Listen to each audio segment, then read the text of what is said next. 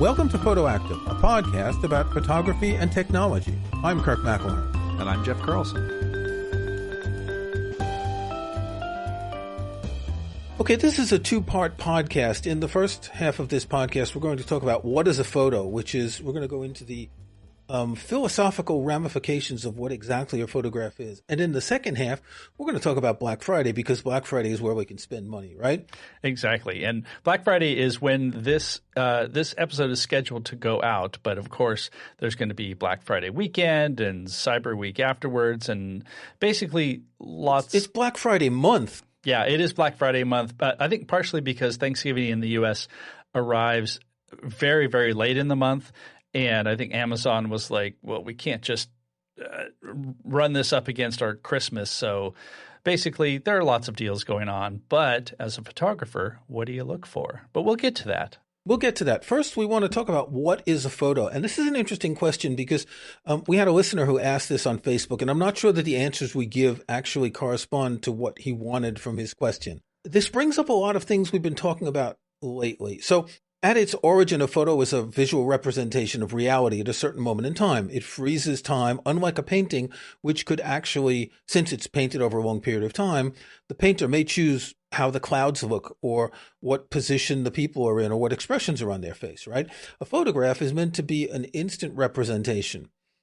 And if I think back to when I was young, and I'm kind of old, people had Instamatic cameras and they took photos of vacations and birthdays and Christmas and things like that. And my parents weren't really into taking photos. There are very few baby photos of me. There are some on these old, small, deckled edge Polaroids, the kind where the thing would come out and it would start processing and then you'd have to rub the stick with the fixer over it to stop when it finished. And they're very small. They're like the size of, like these little mini printer photos that you get now. They're about that size. They're quite small. At its base, a photograph is a representation of reality. Well, and also the intention behind that was to represent reality. You wanted a snapshot to show, here was this event, or here's this place that I'm in. And I think for most people, the idea of doing anything to that other than putting it in an album, like an actual album, that was just not even in the comprehension because the photo was, look, here it is, here I am, and maybe it was a good photo, maybe it was not a good photo. Hopefully your little Instamatic camera or your disc camera. Did you ever have a disc camera? I had one of those, which was super cool because it was tiny, made itty-bitty, teeny tiny negatives. Photography did not have the same expectation that it does now unless you were a professional photographer. And I think even with professional photographers, there's a different expectation. Right. And so let's talk about two types of professional photographers, the ones who did portraits, etc., and the ones who shot the news. And for those people, a photograph was a representation of truth, of an event that happened the way it happened. You could not doctor photographs. Wasn't there a story recently of an Associated Press photograph? There was an issue about had the photographer or the publication changed the white balance or something on a photo. I remember something came out, and the Associated Press has these very strict rules.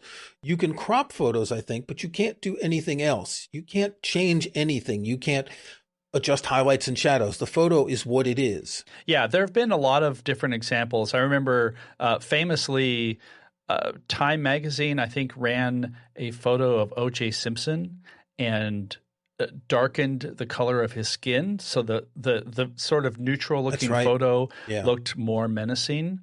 But also I do remember there was one where like something had just been removed, not with generative AI or anything like that. It was just like a Photoshop remove. There was like some distraction in the left-hand corner or something that got removed.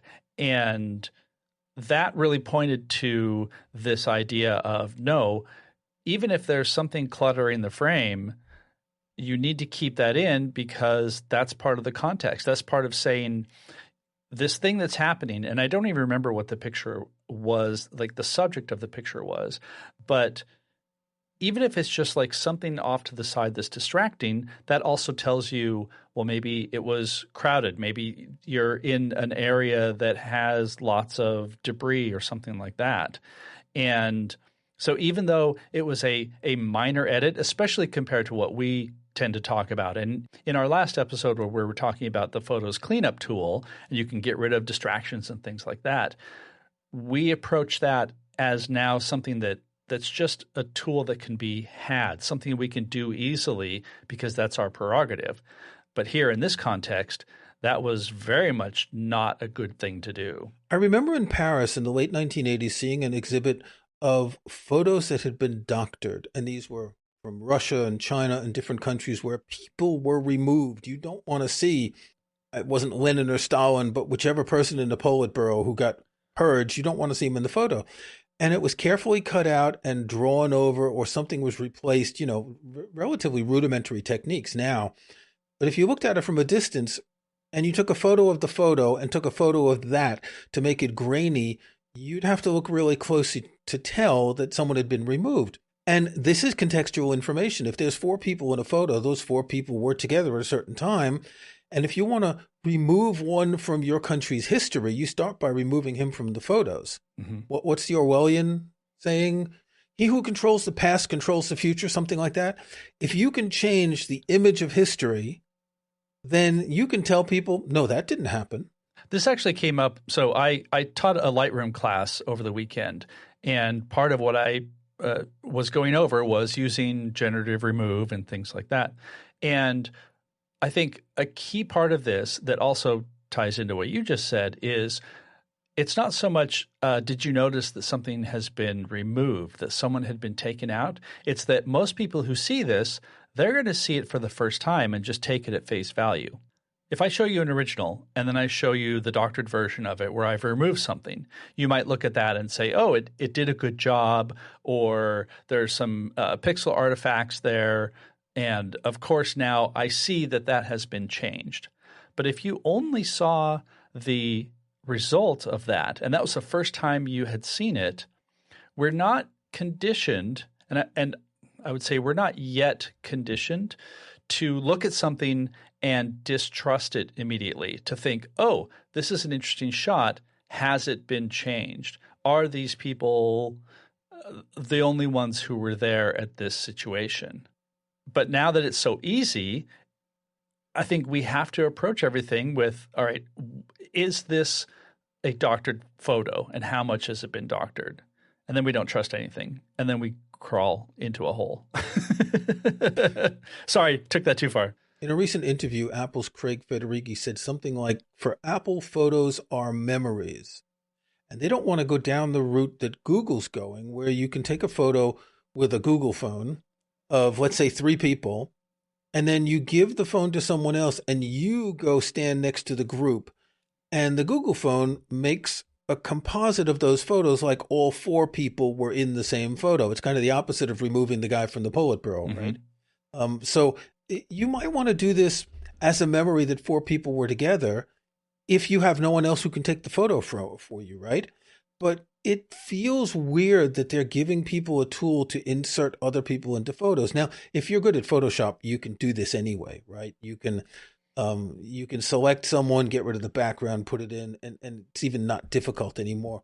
But it seems like giving this to people is changing the perception of a photo as not being reality, but being something that we can manipulate. And I don't want to get political, but we're so used to not trusting sources and sources deliberately manipulating information that I'm not sure that this helps us reinforce, as you said, you just can't believe it anymore. If you're afraid it can be doctored, that we really can't trust photos anymore. This can be very political, but it also is not political, because we're also talking about photos of food. We're talking about photos of locations where you see a place and you think, I want to be there. This is gorgeous. What you don't see is the trash-strewn parking lot that you have to go through to get there. Or, that's kind of an extreme. Maybe here's this beautiful vista, but there's no way you can get there unless you have a 4-wheel drive vehicle and you have to hike and you have to, all those kinds of things that don't represent the quote-unquote truth of the image of the moment. And when you get there's 100 people lined up to take that photo on the edge of the fjord or whatever. And when you turn around and take the photo of them, that totally blows away the idea. Totally. I guess this has always been a problem with photography, right? You're choosing, I like to say you choose where the four corners of the frame go when you take a photo, right? It really doesn't apply to people like us, hobbyist photos in quotes or photo enthusiasts. It doesn't apply to us that much. But if you look at the cleanup feature, in Apple Photos, or if you look at Lightroom's generative fill or any of these other AI features, it now means that, I don't know, a few years ago I went to Stonehenge, took a few photos. There were a few people, milling around on the outside. You can't go among the stones in Stonehenge, except at certain times. And so I wanted to get photos without people in them. And I should go back to some of those photos now with these, the generative fill that Apple has and remove them. And it will look like I was all alone at Stonehenge. Does it matter for the reality of the photo? I don't think it does, because for me, I remember Stonehenge more than the people. If you take a long exposure photo and people are walking by, they generally don't appear because they're not there often enough. So you could make a photo like that. But does it matter that much if I cheat in those photos? But let's say I've taken a photo of a group of friends and one of the couples in that group is no longer together, and I want to remove one of the people in the group using the X filter. Is that the right thing to do? It's a memory of certain things, but leaving the X in might be a bad memory, but removing the X in is kind of lying, isn't it? Yeah. Well, so much of this goes back to intent. That image of yours at Stonehenge, let's say the lighting was spectacular, and this is the best picture of Stonehenge you've ever taken. It just so happens that there are four people milling about, also taking pictures or looking at their phones or whatever. Is your intention that you are going to take that image, blow it up, sell it as prints, do something more with it than just say, I was here on this day? Possibly, in which case I would say, yeah, absolutely. Like, clean up, get rid of those people, because you are creating a thing. You're creating a representation of the memory that you wanted. Now, if I were to go and I'm looking at your website and I think I've always wanted to see Stonehenge in this light, this needs to be on my wall.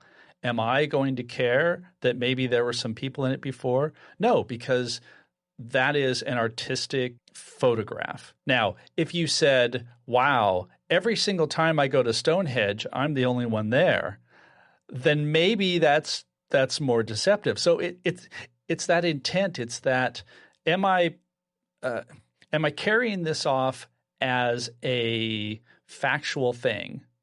If I'm at a protest or I'm at a sports game or something like that, sorry, I just heard myself say sports game. Like, I'm such a big –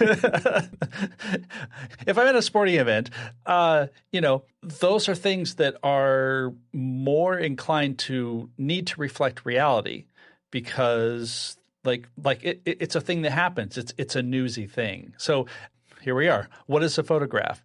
Yes, they're all photographs, but I think that we, at least for the most part, we can discern between the two. For the most part. It's when the intent is to deceive that it becomes problematic. Yeah. And that's a bit out of our remit in this podcast to talk about deception, which can be used in advertising and political propaganda, et cetera. Yeah. Okay, we're going to take a break, and we're going to talk about Black Friday in the next part of this show. So get your wallets, credit cards, or Apple Pay ready, because there's tons of things to buy.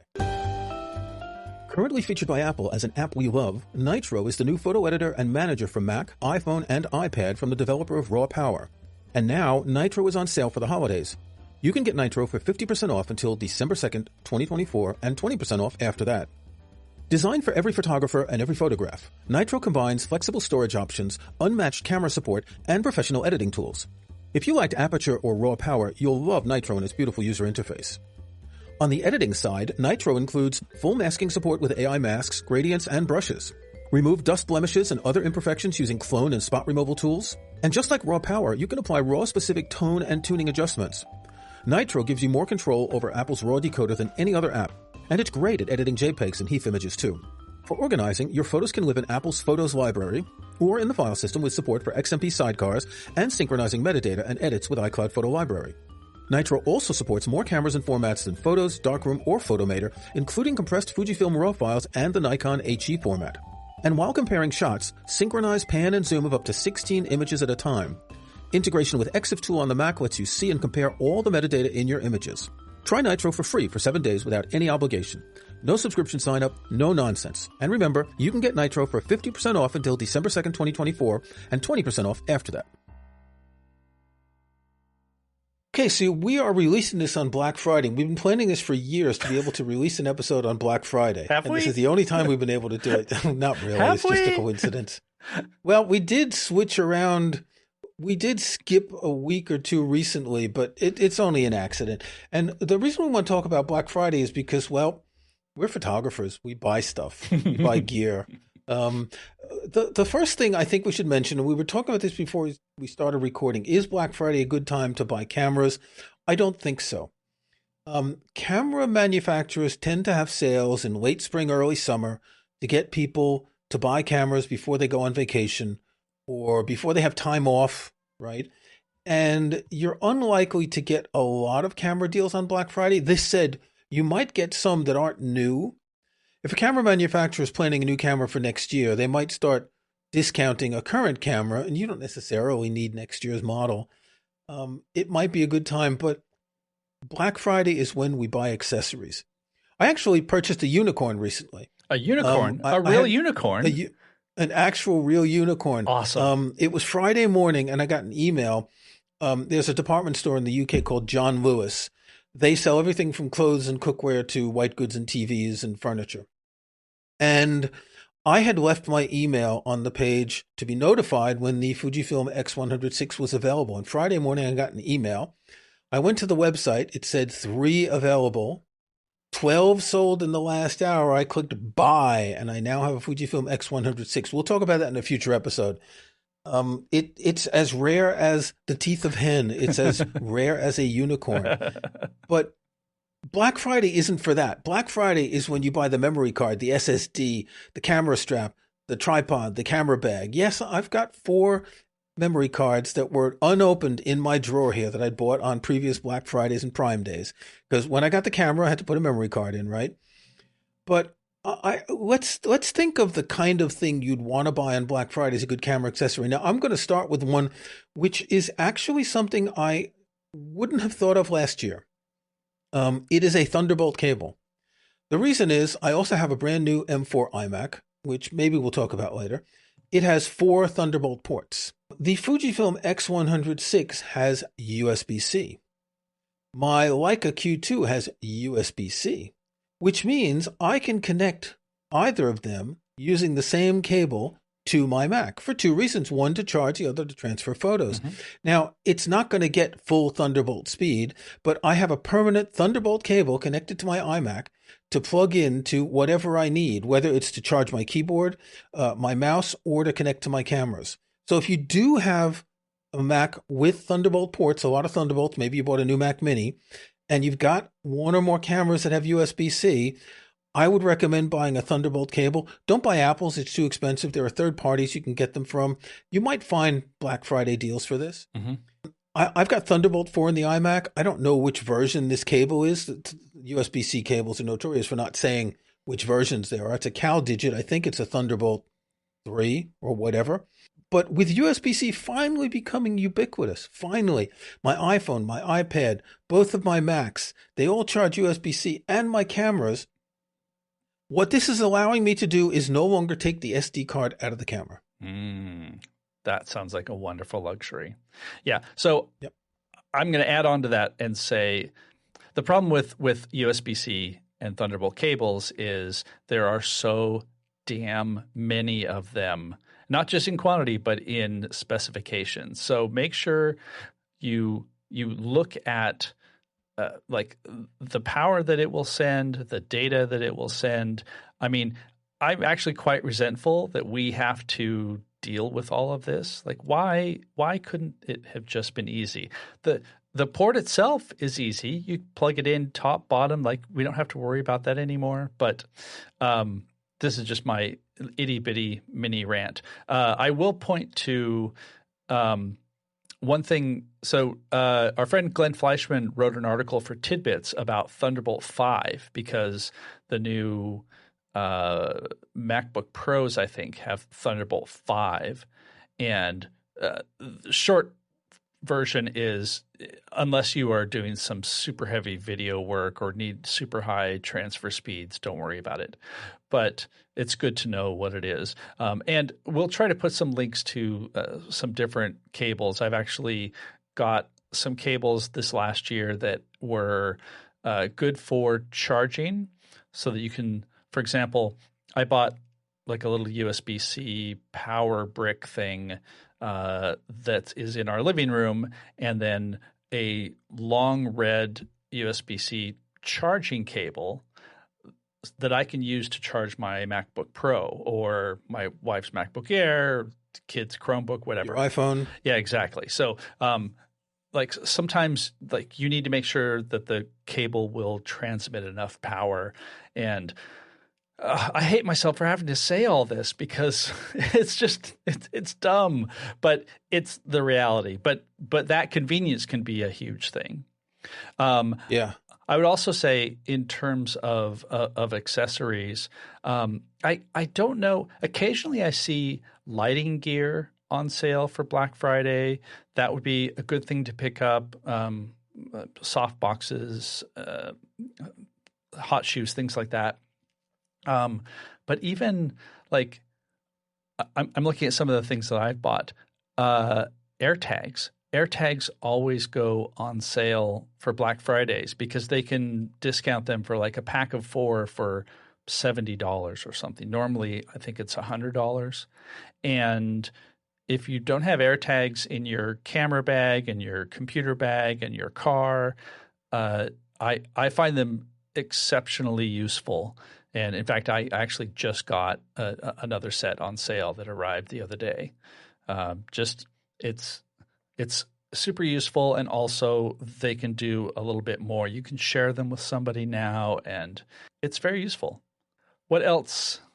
Well, portable SSDs. Yeah. Portable SSDs have gone down in price over the years. And I can't remember the first time we started talking about these. It was you first talked about one of these SanDisk portable SSDs, and then I got one, and then I got another one, and another one. I have about 4 of them now.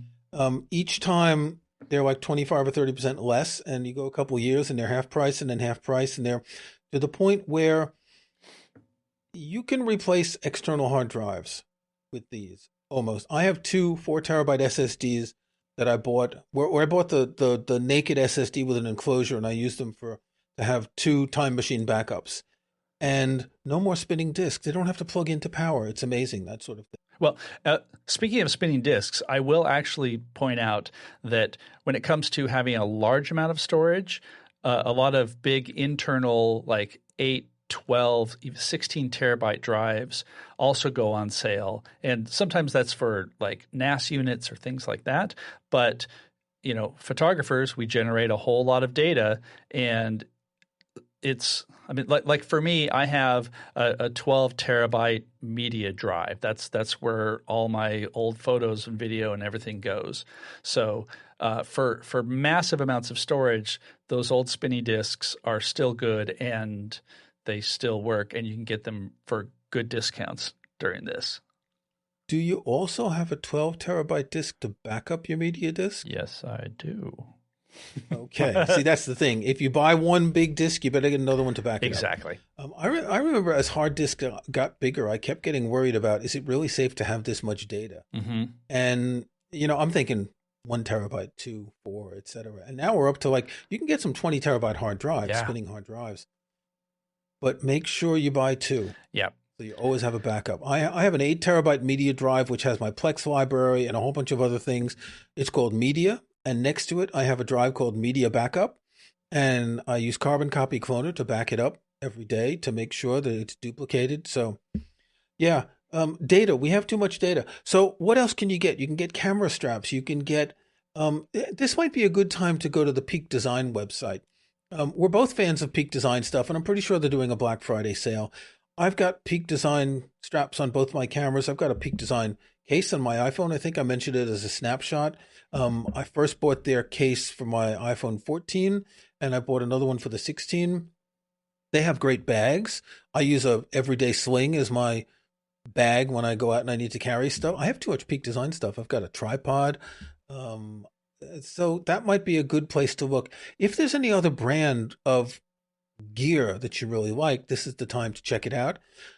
But I think I want to mention one website that you can use that's really useful, particularly for Amazon. When you go to Amazon and you see something's on sale, ooh, Black Friday, 25% off.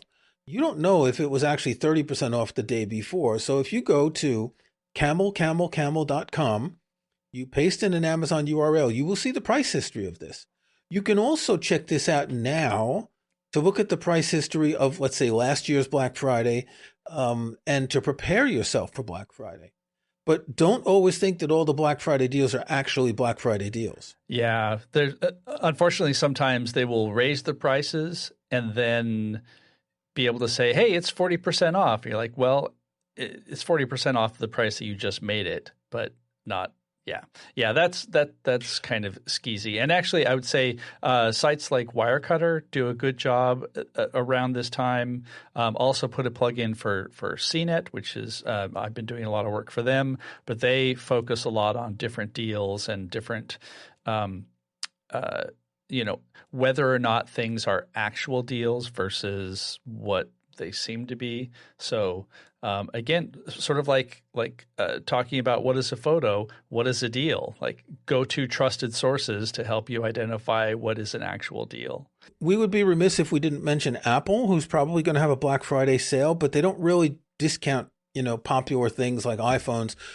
They might discount headphones, AirPods, accessories, things like that, and you'll get a gift card, which is useful. I bought a pair of Beats Solo headphones a couple years ago, got a 40-pound gift card off something I think cost $129. That's good to have. You won't get the latest MacBook Pro or Mac Mini at a discount, though. Right. Yeah. I would also add, if you need any sort of battery charger, phone charger, those often go on deep discounts for Black Friday sales and Cyber Monday and Cyber Week and all of that. I've picked up a bunch of those little things. And I mean, you can't have enough battery chargers, I've found. I have a lot of battery chargers. When Apple stopped including charger blocks with iPhones and stuff, I realized I have a drawer with like 6 of them for things that I had traded in where you don't send in the accessories, right? The cable and the charger and all that. So Black Friday is a good time to spend money. Don't buy things you don't need. Plan ahead for well, you won't be planning ahead because you hear this podcast is already Black Friday and the deals start on Amazon on the 21st. So we're recording this on Tuesday. So it'll be the Thursday that Amazon's Black Friday already starts. So it's Black Friday fortnight or whatever it is. Mm-hmm. Okay. Should we do some snapshots? We should do some snapshots because after all, you said we're going to spend some money. What should we spend some money on?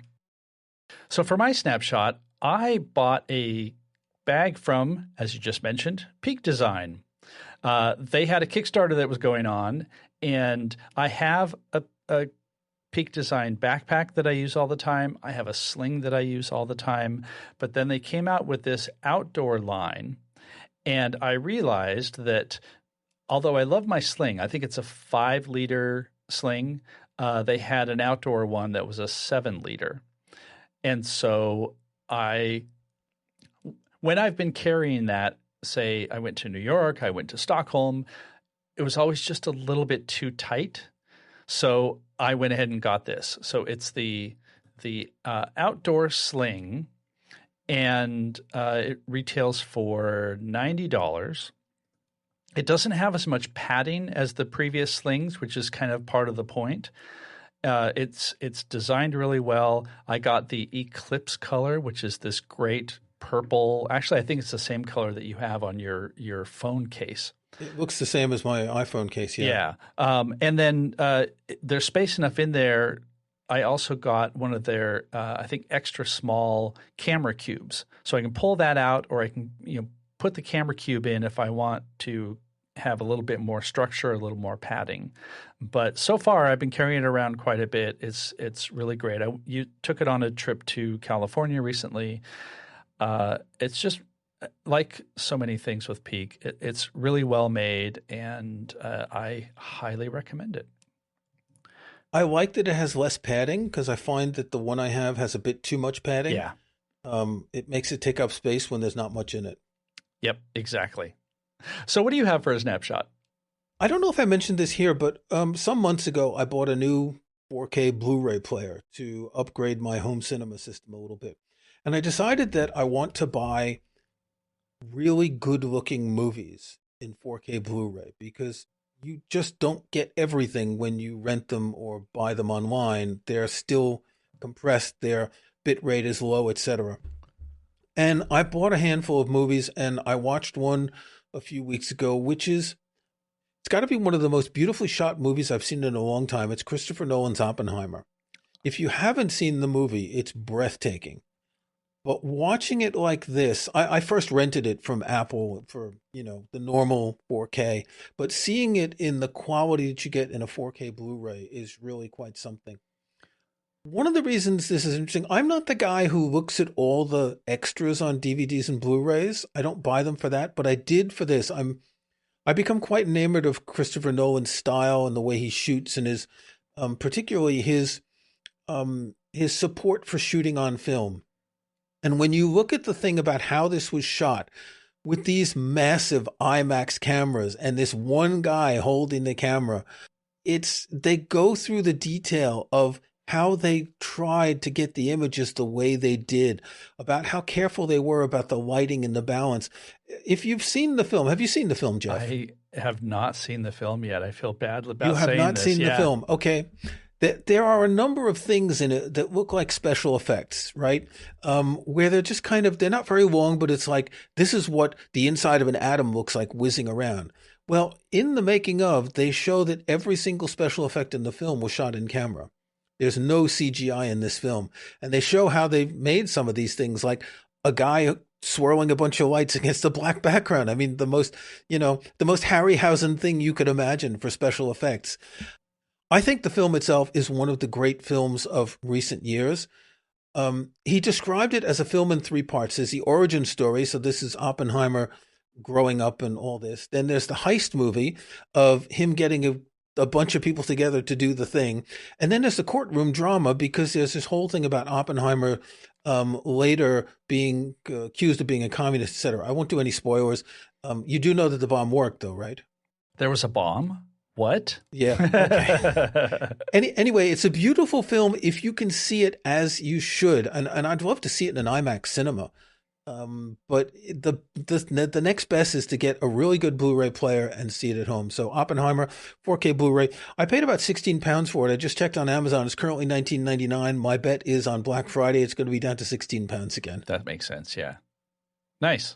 Okay. That's enough for this week. I hope you haven't spent too much money. If you had, maybe drop a line in our Facebook group to say what you bought for Black Friday. Yeah. I always want to know what people are getting, because it's quite often I will see something and say, oh, I need that too. So. All right. Until next time. Until next time. Thanks, everybody.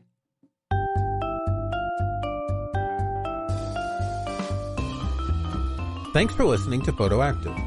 You can find show notes, including any photos we discussed in this episode, at photoactive.co.